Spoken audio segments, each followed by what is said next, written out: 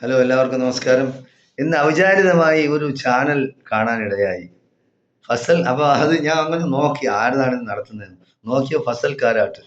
അവന്റെ സംസാരം കേൾക്കുമ്പോൾ തന്നെ അറിയാൻ ബോധമില്ലാത്തവനാണെന്ന്. അവന്റെ ആക്ഷനും അതും ഇതുമൊക്കെ കണ്ടപ്പോൾ എനിക്ക് തോന്നി കള്ളു കുടിച്ചിട്ട്, അതായത് മദ്യപിച്ചിട്ട് സംസാരിക്കുന്ന പോലെയാണ് സംസാരിക്കുന്നത്. കാര്യം ബോധം നഷ്ടവനാണല്ല. നഷ്ടപ്പെട്ടവനെ ഇതുപോലെ സംസാരിക്കാൻ കഴിയൂ. കാരണം ചരിത്രം എന്താണെന്ന് അവൻ അറിഞ്ഞുകൂടാ. യാതൊരു വിവരവുമില്ല. ഈ വിവരമില്ലാത്തത്, അതായത് ചാണകം തിന്നികളുമുണ്ട്, ചാണകം പിന്നെ മൂത്രം കുടിക്കുന്നവരുമുണ്ട്. അവര് സംസാരിക്കുന്ന അതേ ഭാഷയിലാണ് ഈ ഫസൽ കാരാട്ട്, അവന്റെ പേര് അങ്ങനെയാണ്, സംസാരിക്കുന്നത്. ഇവിടെയുള്ള മുസ്ലിങ്ങളും ഇവിടെയുള്ള ക്രിസ്ത്യാനികളൊന്നും യാതൊരു വിവരമില്ലാത്തവരാണ്. കാര്യം BJP-യെ താങ്ങി അവരുടെ ചാണകം തിന്ന് നടന്നാലേ വിവരം ഉണ്ടാവുള്ളൂ.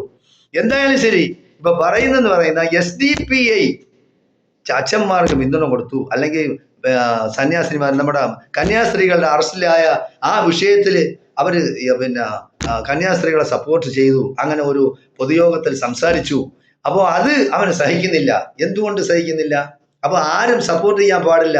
മോഡി സ്തുതി പാഠകരായി നമ്മൾ നടക്കണമെന്നാണ്. മോഡിയും അമിത്ഷായും പറയുന്നതാണ് ദൈവവാക്യം. യമന് എവിടെ നിന്നാണ് ഇത് കിട്ടിയതെന്ന് എനിക്ക് അറിഞ്ഞൂടാ.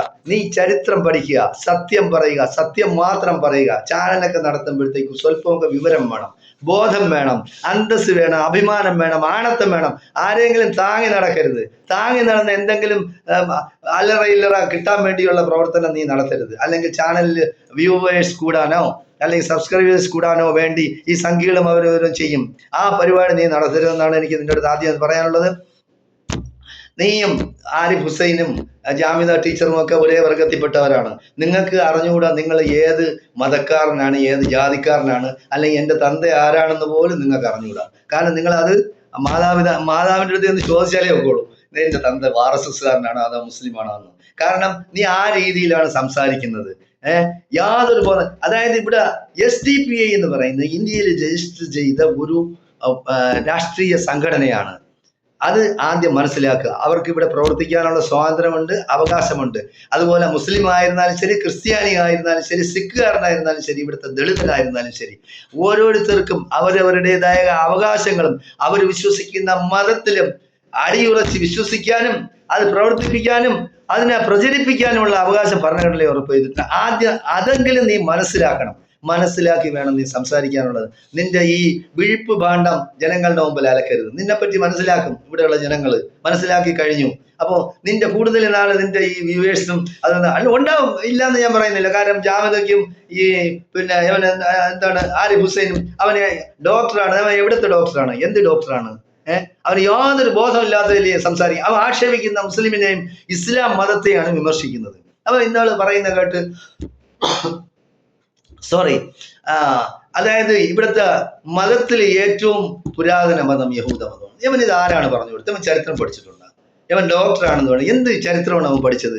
ഇവിടുത്തെ ഏറ്റവും പുരാതന മതം എന്ന് പറയുന്നത് ഇസ്ലാം മതമാണ്. അതായത് നീ ഇപ്പൊ ക്രിസ്ത്യാനി ആണെങ്കിലും ശരി, യഹൂദനായിരുന്നാലും ശരി, മുസ്ലിം ആയിരുന്നാലും ശരി, ഈ മൂന്ന് മതക്കാർ വിശ്വസിക്കുന്ന പറഞ്ഞാൽ ആദം നബിയിൽ നിന്നും ഹവ്വ ബീവിയിൽ നിന്നും ഉണ്ടായ പരമ്പര സന്താനങ്ങളാണ് ഇന്ന് കാണുന്ന ഈ മനുഷ്യക്കൂട്ടം. പല രീതിയിൽ യേശു ക്രിസ്തുവിന്റെ കാലത്തായിരുന്നാലും ശരി, മോസസിന്റെ കാലത്തായിരുന്നാലും ശരി, മുഹമ്മദിന്റെ കാലത്തായിരുന്നാലും ശരി, അവർ പ്രത്യേകമായ മതങ്ങളൊന്നും ഉണ്ടാക്കിയിട്ടില്ല ഇവിടെ. അതൊക്കെ പരമ്പരാഗതമായി വന്നതാണ്. അവസാനത്തെ നബി, അവസാനത്തെ പ്രവാചകനായിരുന്നു മുഹമ്മദ് നബി. അതൊക്കെ ആദമിന്റെ തുടർച്ചയാണ്. അത് നീ ചരിത്രം പഠിക്കുക, അല്ലെങ്കിൽ ഏതെങ്കിലും അത് വിശുദ്ധ ഗ്രന്ഥങ്ങൾ നീ വായിച്ചു നോക്ക്. എന്നിട്ട് നീ അഭിപ്രായം പറയണം.